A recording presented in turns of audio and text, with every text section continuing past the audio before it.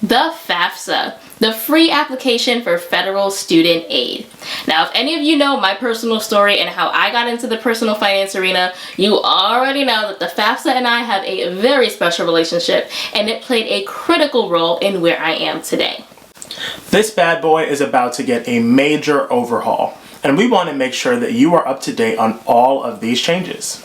By the way, we apologize in advance for his pronunciation of FAFSA. It's FAFSA, not FAFSA, but we gonna go with it.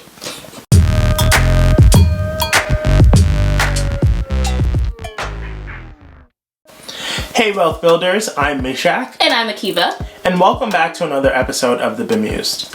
On this channel, we talk about all things personal finance for young adults just like you and us. So if you're into that kind of stuff, go on ahead and join the Wealth Builders squad by hitting that big red subscribe button. And while you're at it, click that notification bell so that you never miss when we post new, valuable videos just like this one right here.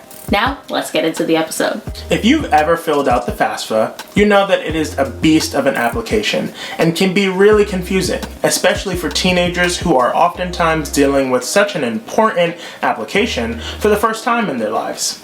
Back in December 2020, Congress passed the Fafsa Simplification Act.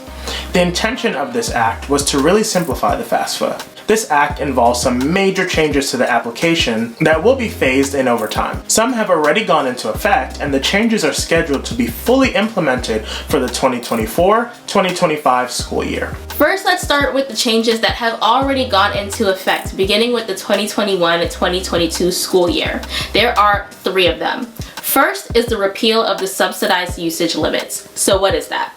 In a prior video, we mentioned that there are limits to the amount of federal student loans that you can take out.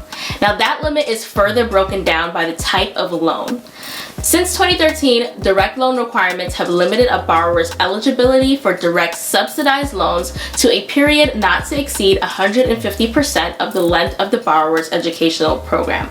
A lot of words. So, for example, if you're pursuing a typical 4-year bachelor's degree and you've been in school for more than 6 years, you run the risk of losing your eligibility for direct subsidized loans. Instead, any additional loans that you might take out would be unsubsidized, meaning that they accrue interest from day one. The Fafsa Simplification Act has removed that rule. The second change that went into effect for the 2021-22 school year relates to the drug conviction question.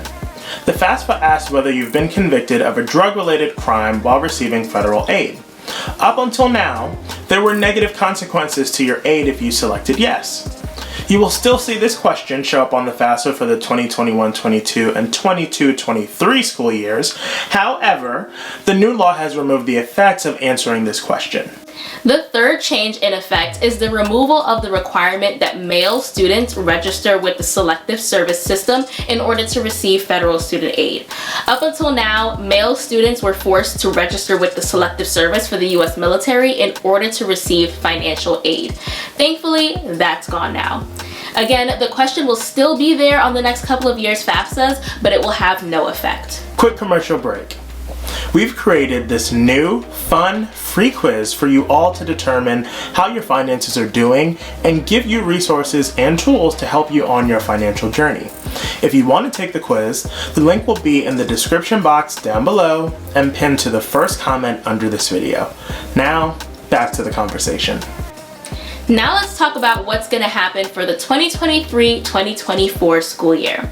Many of the new changes passed in the Fafsa Simplification Act were supposed to take effect during that school year. However, that has since been delayed a year.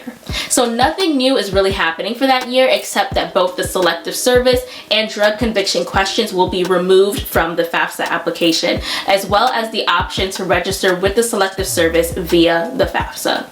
The big exciting changes really come in during the 2024-2025 school year. Here's what to expect. First, the famous expected family contribution language will be no more.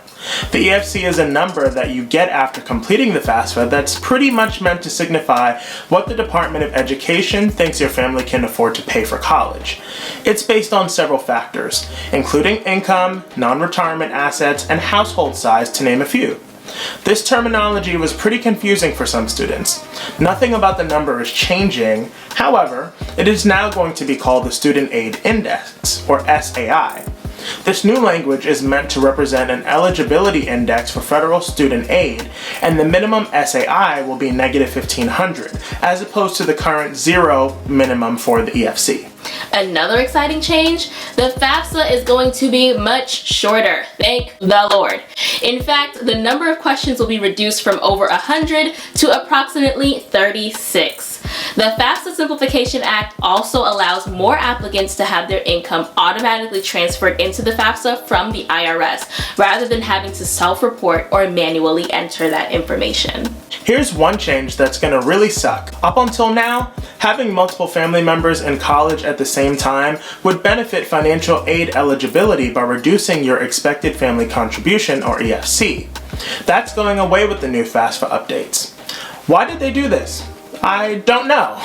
But what I do know is that this has the potential to have a significant impact on financial aid eligibility. Whose information is required on the FAFSA may also be changing. Currently, in a 2-parent household, either parent can complete the FAFSA, because you need to report both parents' income anyway. However, if the parents are divorced or separated, the custodial parent, meaning who the child lives with most of the year, is required to report their information on the FAFSA. With the new updates, the parent who provides the most financial support will now need to report their information on the FAFSA instead of the custodial parent.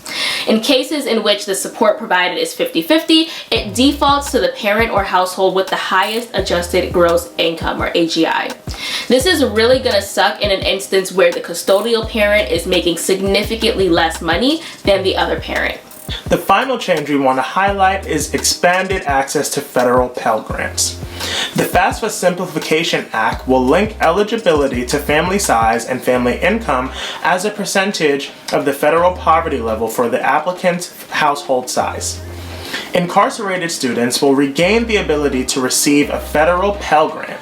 Federal Pell Grant lifetime eligibility will also be restored to students whose school closed while they were enrolled, or if the school is found to have misled the student. Legislators anticipate that this change will allow 1.7 million more students to qualify for Pell Grants each year and make thousands more eligible for partial grants. So that's what you can expect for the FAFSA over the next few years, thanks to the Fafsa Simplification Act. Honestly, how do we feel about this new law? Yes, they simplified the FAFSA, made it easier to complete, and made more people eligible for financial aid. However, in other ways, they've made the situation worse for people with multiple members of the family in college and for some single parent or blended family households. How do you feel about these new changes? Let us know by commenting down below and share this video with a friend. We dive deep into paying for college, tackling debt repayment, and so much more in our program Money 180. So if you're interested in learning more about that, the link is in the description box below. Thank you so much for watching. Don't forget to subscribe and hit the bell so you never miss when we post new content. We'll see you in the next video. Adios.